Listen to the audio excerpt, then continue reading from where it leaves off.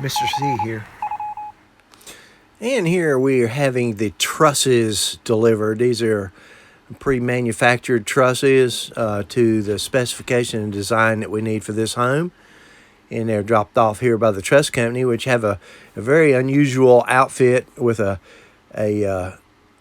pivoting trailer hitch and a real good rig there for getting into tight spaces. He was able to pull up into our area there and back up in and drop these trusses right next to the building.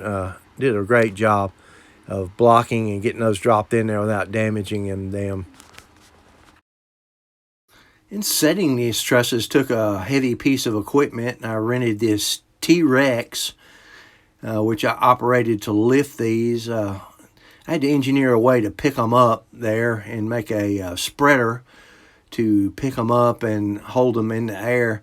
This T-Rex, it broke down on me during the install. I had to end up getting a different piece here of the same type of telelift, telehandler. And this thing was stretched out just as far as it could go to get these trusses up on top of this building. They were quite heavy. Then it took a lot of time and work to get these things lined up and set, nailed in, braced off. Each one had to be braced off individually before we could let go of it with the T-Rex or the telehandler, because the telehandler had to wait, and once we had everything braced off, we could climb up there as we go and release it from the telehandler. In here you can see we've got several of the trusses set on the bedroom end of the house there. These are probably a little easier to set than the later ones with the vaulted ceiling portion there.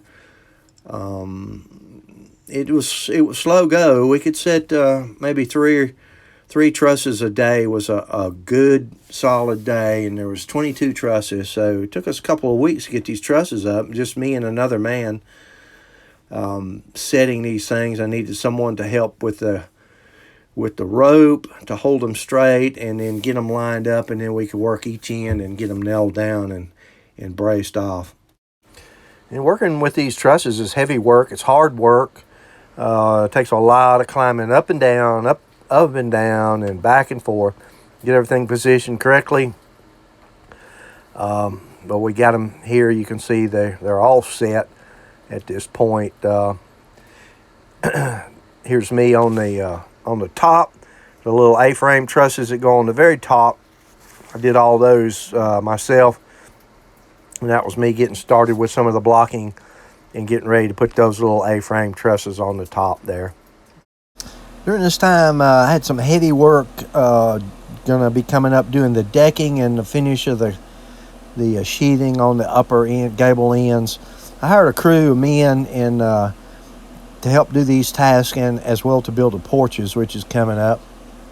You see we've got the roof here all sheathed and ready, and we put the synthetic vapor barrier water protection sheathing on top of that.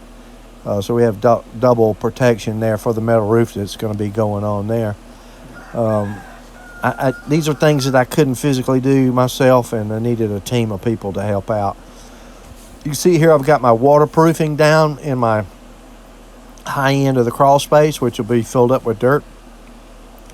I tarred, waterproofed the foundation wall, and installed a drain, French drain, to allow any moisture that accumulated there to drain out and dry up and not soak into the footer area and keep the footer area saturated. So those things are done, and you can see here we have a part of the porch beginning on the front of the house there. Hey, thanks for stopping by. Thanks for watching my videos. Thank you for subscribing if you are, and if you aren't, go ahead and subscribe and hit that bell. You won't miss any of my upcoming videos. I'm going to have a lot more detail coming up in future videos. We get into some more technical things like electrical and plumbing and finish work and carpentry and insulation and stuff like that. So stay tuned and hit that thumbs up. Hit that like button. That really helps me out and gets me watched by more viewers. Next video coming up, we'll be putting the porches on. Don't miss this one.